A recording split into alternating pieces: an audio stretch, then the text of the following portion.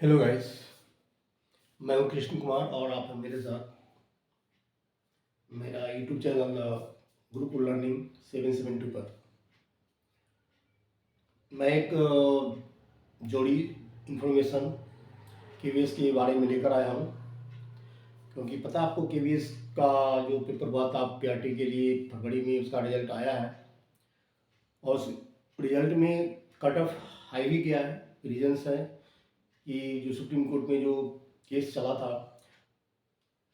तो ये लोगों को पता नहीं चल पाया या केवीएस वाले ने इन्फॉर्मेशन डाला नहीं साइड पे कि जो बीएड का जो केस था तो जो रिजल्ट तैयार किया गया है क्या वो बीएड के साथ लेकर रिजल्ट तैयार किया गया है या सिर्फ डिप्लोमा एजुकेशन वाले पीआरटी के लेवल का है और उसमें बीएड को शामिल नहीं किया गया। ये संदेह है, क्योंकि जितने भी लोग जो कोचिंग वाले जो पढ़ाते हैं बच्चों को तो सारे यही कह रहे हैं कि इसमें क्लेरिफाई नहीं किया है केवीएस ने, तो इसकी वजह से हो सकता है कट ऑफ हाई गया है। 135 जनरल का गया है तो कट ऑफ तो हाई हाई और फिर रिजल्ट भी काफ़ी डिले आया है। तो जो भी हो, आपके यहाँ जिन बच्चों का जो सिलेक्शन हो गया है उन बच्चों को क्या करना है इस पर मैं ये वीडियो लेकर आया हूँ। फर्स्ट ऑफ ऑल, आपका तो पता है कि 3 नवंबर से लेकर 8 नवंबर तक का आपका इंटरव्यू का टाइम है और जो इंटरव्यू के लिए कॉल लेटर उन्होंने दिया है उसमें 3 टाइम ज़्यादा बच्चों को बुलाया है, 1:3 के रेशियो में। मतलब 6,414 सीट आई थिंक है 6,414 और 19,000 लोगों को बुलाया गया बच्चों को। तो आपको क्या करना है, आपको ले क्या जाना है। आप देखो, आपको जो ले जाना है सबसे पहले, अगर आपने डिप्लोमा पर अप्लाई किया हुआ है 2 साल का जो 10th 12th करने के बाद जो दो साल का जो डिप्लोमा होता है, डिप्लोमा इन एजुकेशन हो या डिप्लोमा इन स्पेशल एजुकेशन हो, अगर उस बेस पर आपने किया है तो आपको क्या करना है कि 10th और 12th दोनों, एक तो मार्कशीट होता है एक सर्टिफिकेट होता है, 2 होता है। तो 10th का भी 2 मार्कशीट और सर्टिफिकेट और 12th का भी मार्कशीट और सर्टिफिकेट आपको लेकर जाना है। अगर आपने एप्लीकेशन में क्लियर किया है कि नहीं हमने ग्रेजुएशन भी किया हुआ है तो आपको ले जाना पड़ेगा ग्रेजुएशन का भी सर्टिफिकेट। 3 ईयर का जो 3 साल है, 3 साल का ग्रेजुएशन का सर्टिफिकेट और मार्कशीट भी होना चाहिए आपको, अगर आपने क्लियर किया है तो। अगर आप नहीं क्लियर किया है तो ये जो पोस्ट था पीआरटी के लिए था तो उसमें आपको 10th और 12th का मार्कशीट और सर्टिफिकेट चाहिए, ठीक है। दूसरा है क्या, डीएड। आपने डिप्लोमा इन एजुकेशन किया है या डिप्लोमा इन स्पेशल एजुकेशन किया है तो उसके लिए आपको मार्कशीट एंड सर्टिफिकेट चाहिए, वो आपको ओरिजिनल सारा आपको रखना है। थर्ड जो है सीटीएट पेपर फर्स्ट, क्योंकि पीआरटी के लिए पेपर फर्स्ट ही मांगते हैं। तो जो सीटीएट पेपर फर्स्ट है उसका मार्कशीट और सर्टिफिकेट दोनों आप, जैसे कि डिजी लॉकर में तो होता ही है, उसका आप हार्ड कॉपी निकलवा लें वहाँ से साइबर कैफे से। तो इसका भी आपको मार्कशीट और सर्टिफिकेट चाहिए, सीटीएट का भी पेपर 1 का। और ईडब्ल्यूएस ओरिजिनल सर्टिफिकेट, जो लोग जनरल में ईडब्ल्यूएस का दावा करते हैं उनको ईडब्ल्यूएस का जो ओरिजिनल सर्टिफिकेट वो साथ में होना चाहिए। ओबीसी चूंकि ये केवीएस का वैकेंसी है तो ओबीसी स्टेट का नहीं चलेगा, यहाँ पे ओबीसी सेंट्रल गवर्नमेंट का चलेगा। तो चूंकि अब तो टाइम है नहीं, अगर आपके पास ओबीसी सेंट्रल गवर्नमेंट का है तो फिर आपको लेके जाना, नहीं है तो वहाँ पर आप देख लेना अंडरटेकिंग जो परफॉर्मा है वेबसाइट से डाउनलोड करना, और जो डॉक्यूमेंट्स नहीं होते हैं तो आप कुछ दिन में जमा कर सकते हैं अंडरटेकिंग वहाँ से ले करके। तो अंडरटेकिंग वाला जो परफॉर्मा है वेबसाइट से डाउनलोड करना, और कोई डॉक्यूमेंट्स रह गया जैसे कि किसी के पास अगर ओबीसी नॉन क्रीमी का सर्टिफिकेट नहीं है उस समय और से स्टेट का है तो पता नहीं वो मानते हैं नहीं मानते, ये तो उनको पर डिपेंड है। लेकिन आप ऐसी स्थिति में, क्योंकि इतना कम टाइम में तो बना भी नहीं सकते हो, आप कम से कम 20-22 दिन तो लगे जाते हैं और टाइम है ही नहीं। तो अगर जिनके पास सेंट्रल गवर्नमेंट का है तो होगा, क्योंकि जिन्होंने केबीसी का दिया है तो सेंट्रल गवर्नमेंट का बना रखा होगा, मेरा ऐसा मानना है। और ये स्टेट गवर्नमेंट का ओबीसी नहीं चलेगा, सेंट्रल गवर्नमेंट का ही चलेगा। अंडरटेकिंग लेकर वहाँ पर जो कर ले वो अलग बात है बाद में। फिर एससी एसटी जो है, एससी एसटी का जो कास्ट सर्टिफिकेट है ये स्टेट गवर्नमेंट का वैलिड होता है, किसी भी स्टेट का हो, पूरे ऑल ओवर इंडिया में सेंट्रल गवर्नमेंट में कहीं भी अप्लाई करते हैं तो उनका स्टेट का ही कास्ट सर्टिफिकेट चल रहा था। तो एससी एसटी अगर है तो आपको कास्ट सर्टिफिकेट चाहिए फ्रॉम स्टेट। और डिसेबिलिटी है, अगर किसी ने दावा किया है कि हमें डिसेबिलिटी है, तो आपकी डिसेबिलिटी की जो क्राइटेरिया है, आपको 40% डिसेबिलिटी होनी चाहिए। 40% अगर डिसेबिलिटी नहीं है तो आपका फिर मान्य नहीं होगा। अगर 40% डिसेबिलिटी है तो डिसेबिलिटी सर्टिफिकेट आपके पास ओरिजिनल होना चाहिए। और क्या करना है आपको, बायोडाटा सेल्फ 2 बायोडाटा आपको 2 सेट ले जाना है, 2 सेट बायोडाटा और 2 कॉपी उसका ले लेना बायोडाटा का। उसके बाद photo state self attested of all documents, ऐसा मत करना फोटो स्टेट गेस्टेड ऑफिसर सब नहीं कराने, फोटो स्टेट का जो डॉक्यूमेंट्स है उसका अटेस्टेड किसी गेस्टेड ऑफिसर से नहीं कराना, सेल्फ अटेस्टेड करना है। तो 2 सेट पूरा इसका जितने भी डॉक्यूमेंट्स आपके हैं उसका पूरा 2 सेट आप करवा लेना, हर सर्टिफिकेट का फोटो स्टेट 2 सेट करवा लेना और सेल्फ अटेस्टेड कर लेना आप, यानी अपने पास रखे रहना, क्योंकि वहाँ तो एक सेट आपको लगेगा वहाँ पे, फिर एक सेट आपको एक्स्ट्रा रखना भी चाहिए, क्योंकि वहाँ पर जरूरत पड़ गया तो फिर आप क्या करोगे आप, तो वहाँ से इधर उधर घूमने से अच्छा है कि अपना एक सेट एक्स्ट्रा आप रखो अपने पास।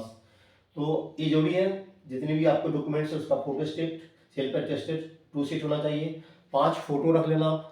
उसके अलावा undertaking pro forma from KVS Nitin, मैंने आपको पहले बताया है, अगर वहाँ पर क्या होता है कि कोई सर्टिफिकेट आपका रह गया है नहीं है तो वहाँ पर जो अभी आप देखे हैं आपको इंटरव्यू कॉल लेटर जो गया हुआ है तो उस वेबसाइट पर दिया हुआ होता है, अंडरटेकिंग परफॉर्मा फॉर्म होता है, उसको आप डाउनलोड कर लेना, आप निकालवा लेना हार्ड कॉपी अपने पास रखे रहना, एक kvs.nic.in वेबसाइट पर जाकर आपको परफॉर्मा अंडरटेकिंग वाला वहाँ से मिल जाएगा। दूसरी बात, अगर आपने ग्रेजुएशन किया है तो ग्रेजुएशन किया है तो आपने उसे मेंशन किया हुआ है तब तो आपको ग्रेजुएशन का मार्कशीट और सर्टिफिकेट ले जाना चाहिए। अगर आपने नहीं मेंशन किया है तो फिर जरूरत नहीं है ग्रेजुएशन का। ये तो हो गया डॉक्यूमेंट्स का जो आपको साथ में रखनी है, ठीक है। और मैं अगला बात मेन चीज बताने आया हूँ, इंटरव्यू जो वहाँ पर है आपका 3 से लेके 8 नवंबर का जो इंटरव्यू है, तो करना क्या है आपको इंटरव्यू में, कुछ आपको जुड़ी बातें जो मैं आपको बताने जा रहा हूँ।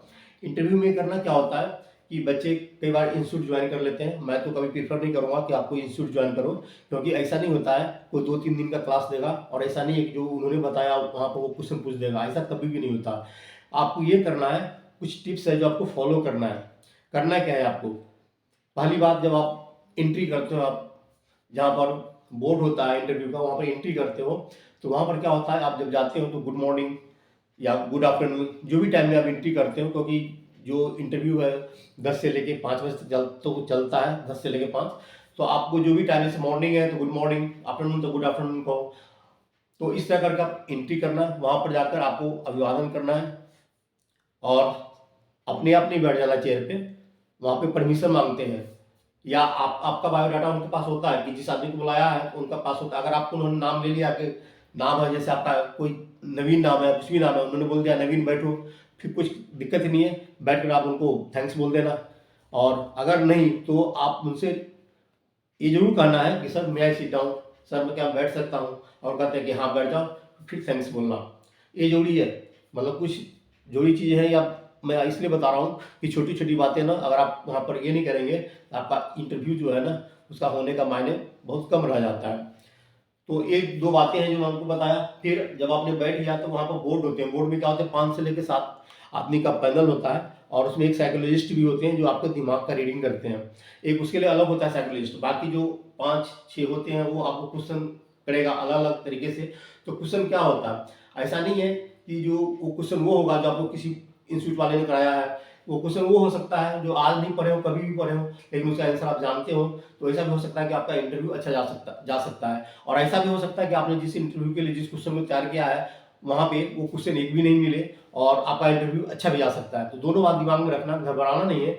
घबराना मतलब पजल नहीं करना है, करने का मतलब मेरा ये है कि आप जाओगे तो हाथ पैर नहीं डुलाना है, कोई कोई चीज़ का मूविंग नहीं होना चाहिए, ऊपर नीचे नहीं देखना है, इस सब से एकदम बचना है।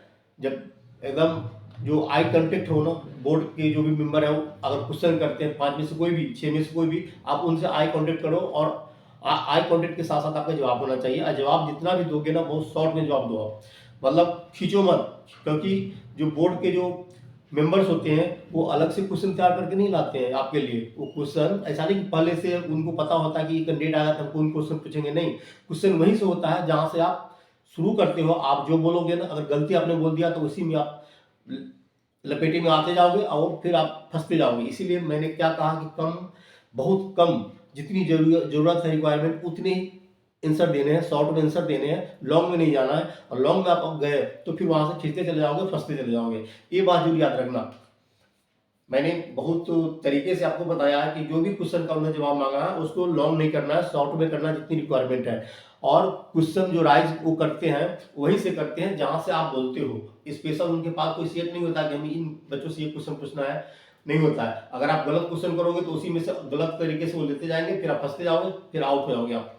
दूसरी बात, अगर आप क्वेश्चन का जवाब नहीं जानते हैं तो उसमें आप ये कह लो, सॉरी सर हम आगे जानने की कोशिश करेंगे, अभी मुझे इसका नहीं पता है। इतना करके आप सॉरी बोल लो, ठीक है। लेकिन कई बार ऐसा भी होता है कि क्वेश्चन क्या है, कुछ आ रहा होता है, आधा क्वेश्चन का जवाब आपको पता है और नहीं है, तो इसमें क्या होता है कि पूरा मार्क्स तो आपको मिलेगा नहीं। लेकिन जितना है, अगर वो आपको लगता है कि सही है उसमें से तो उतना बोल सकते हो, बाकी सही नहीं है तो उस पर मत जाओ।